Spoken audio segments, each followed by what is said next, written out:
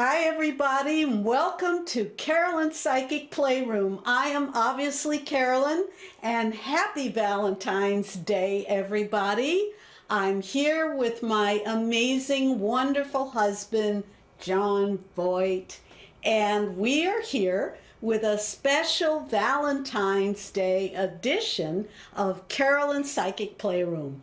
We're going to be talking about the chi of love, what could be better, and we're also going to answer a few of your psychic questions. Several people have written in, so we're going to get right to it.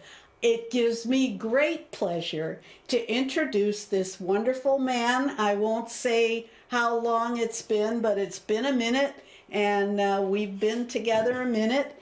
And John, in addition to being my husband, is also an author.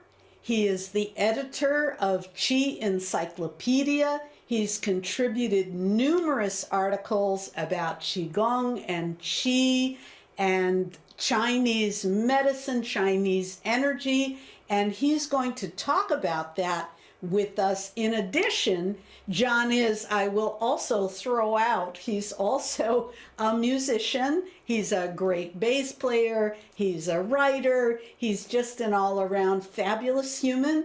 But he's here today to talk to us about Qi, what is it, and the Qi of love. So without further ado, John, can you talk to the people a little bit about what is Qi? We hear about it, but I'm not sure people fully understand what it is. Well, the best way to know what Qi is to experience it. And if you can see me blushing after what Carolyn said, that's Qi, really. Qi is life force energy. A lot of skeptics in the West, you know those people, if they can't weigh it or measure it or put it in a test tube or things like that, they reject it. Ha! People in the so-called third world, the Asians, pretty much people that aren't making money encapsulating truth into nice little things that you can weigh and measure in laboratories know what Qi is. You know what Qi is, but you may call it by different terms. So I said to Carolyn, okay, what's your first question? What are the first thing you're going to say to me? So she said, talk about Qi. So I went, okay, but I'm not going to tell you what I'm going to say, because I don't think she'd let me. So we, both musicians, we loved the way each other played, and I'd hire her for gigs, and she'd hire me for gigs. But we didn't want to get involved with a relationship with a musician. You know how relationships are with musicians. No way, you know. Bad news. Bad news. They don't work out.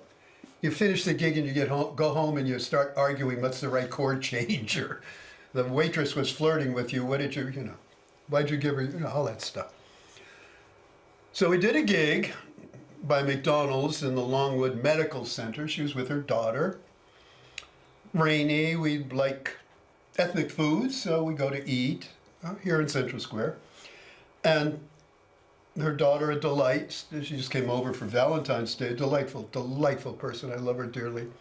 So rainy, and you know, I've got kids, so let's feed some pigeons in the mist. So it's romantical, but you know, no, don't do anything, John, don't do anything. But Carolyn's standing by a tree. Trees are good for Qigong, by the way. You can go around a tree, you can hug a tree. I'm serious, but we'll get to that later, maybe. But rather than hug a tree, I hugged Carolyn, and I gave her a kiss. And it was either that kiss or the immediate kiss after. We have domestic disputes about it, where I said, she thought I was a real nut, you're going to be the next Mrs. Voigt. Now, admittedly, I'm a little weird, but why did I say such a strange thing? Because of the Qi.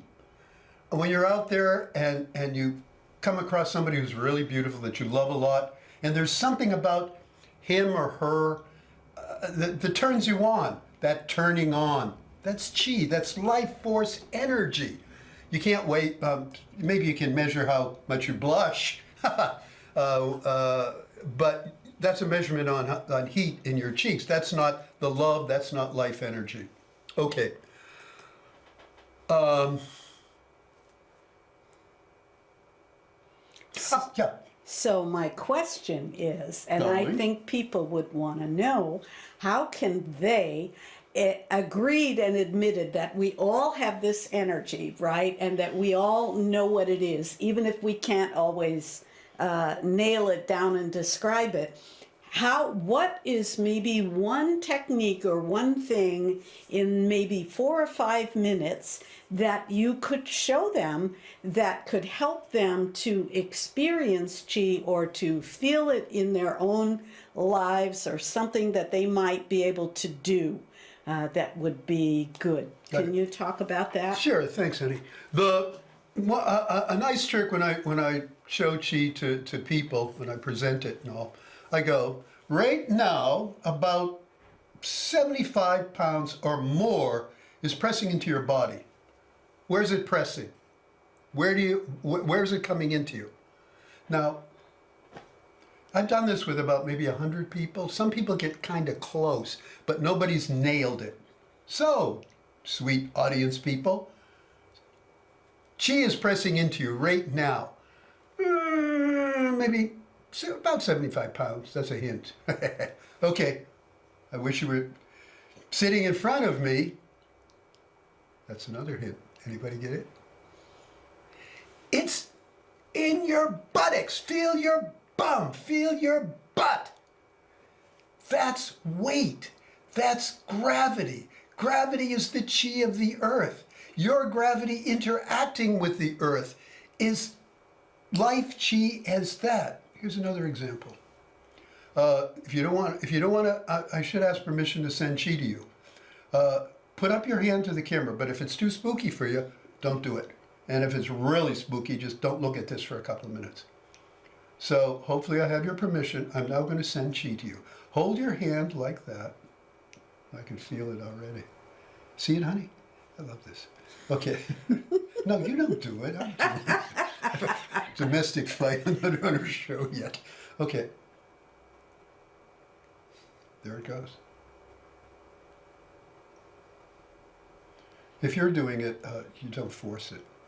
If you really want to be, you're not supposed to do this, but if you're in a crowded bus or something, and there's people with their backs to you, and you want to make them move, you can do it with your eyes. You don't need to be that strong. Subtle is best. So let me, if I could just interject here. Saving your show. Well, no, I'm just saying, so do you feel, can you describe for the people what you feel when you do that? Do you feel something particular coming out of you? I can see a lot of people looking and going, well, okay, but I don't feel anything. Maybe this is great if you've studied chi for years and years, but what about for just a regular person? Will they be able to feel? What are some of the sensations that they might get? Well, when I did that, you should have felt something. If you didn't, that's okay. Basically, anytime life force moves in you, if you're aware of it, you feel it. That's why I did the sitting down and sensing it there, because most people don't sense inside them. When you blush, I was really blushing. Carolyn was talking so nicely about me. That blush is a rush. One of the definitions of chi is bioelectricity, the electricity flowing in your nerve system. Another definition of it is blood. Blood is a life force. Blood goes with chi, chi goes with blood. Let's do it this way. Hopefully, understanding I have a lovely Jewish mother, I'm now going to say something that some people might think is anti-Semitic. It is not, it is not, it is not. Alta caca, anybody knows what it means? It means an old fart. Doesn't have to be a male, doesn't have to be Jewish, doesn't have to be a Mediterranean guy, but they have it down pretty well as an art form. So I'm not going to be an alta caca. You be an alta caca. Hey, it's terrible. Hey, what are you laughing at? It's horrible. Phooey, I hate it. I don't want to breathe. Okay, now, you felt the energy, the breath. Breath is central to Chico. You clam up, you feel yucky. Look, just do this. You feel yucky. Now loosen your shoulders. Imagine a mountain, a beautiful lake, beautiful spring. You're with loved ones. And you're there, and it's beautiful. Feel the way it feels. The blood is flowing, the energy is flowing. You're smiling. That's chi. Beautiful.